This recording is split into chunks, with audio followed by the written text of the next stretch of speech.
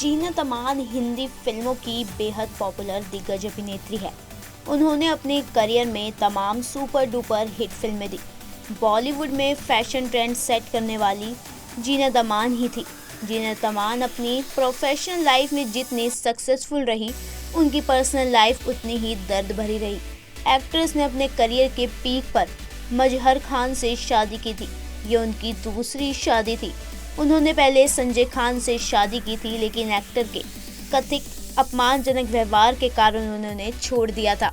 जीनत और मजहर ने 1985 में शादी कर ली, लेकिन 1 साल से भी कम समय में उनकी शादी में दरार आ गई। उन्होंने शादी के 12 साल बाद मजहर खान को छोड़ने का फैसला किया था, लेकिन इस फैसले की वजह से उनके ससुराल वाले उनके खिलाफ हो गए थे।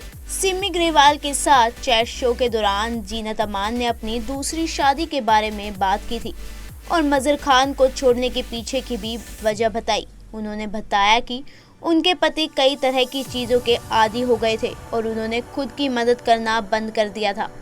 अभिनेत्री ने कहा, वो जो कुछ भी कर रहे थे वो खुद को और ज़्यादा नुकसान पहुंचा रहे थे और मैं वहां रहकर उन्हें ऐसा करते हुए नहीं देख सकती थी। उन्होंने उस सिचुएशन के बारे में बताते हुए कहा था, वास्तव में वो काफ़ी ज़्यादा पेनफुल था। दवाओं, पेन किलर के आदी हो गए थे। एक समय बाद वह एक दिन से रात में कई बार सो लेते थे और डॉक्टर ने कहा था इसके चलते उनकी किडनी खराब हो जाएगी। जीनत अमान ने जिक्र किया, वह और उनके बच्चे उनसे ऐसा ना करने की काफ़ी रिक्वेस्ट करते थे, लेकिन वह कुछ भी छोड़ने के लिए तैयार नहीं थे। हरे कृष्णा हरे रामा फेम अभिनेत्री ने आगे खुलासा किया कि आखिरकार उनकी किडनी खराब होने लगी, तभी उन्होंने छोड़ने का फैसला किया। एक्ट्रेस ने कहा था, ऐसा करने में मुझे बहुत लंबा समय लग गया, क्योंकि जब मैं चला गया तब उनकी परवाह थी। मैं उनके लिए बहुत सारी लड़ाइयाँ लड़ी थी। जीनत अमान ने सिमी ग्रेवाल को बताया, मेरे लिए इसे छोड़ना बहुत मुश्किल था, भले ही ये सेफ प्रिविलेजेशन का सवाल था। मजहर खान से अलग होने का फैसला करने के बाद दिग्गज अभिनेत्री को उनके ससुराल वालों ने सजा भी दी। एक्ट्रेस ने बताया, उनके बच्चे उसके खिलाफ हो गए थे और उनके पिता के परिवार भी उनकी मौत के बाद उनकी संपत्ति का उत्तराधिकारी नहीं बनने दिया। इसके अलावा उन्हें अपने पति को अंतिम सम्मान देने की भी इजाज़त नहीं दी गई। उसी इंटरव्यू में जीनत अमान ने याद करते हुए कहा, वे मुझे मजहर को छोड़ने के लिए सज़ा देते थे। बता दें, मजहर खान का सितंबर 1998 में 43 साल की उम्र में ही निधन हो गया था।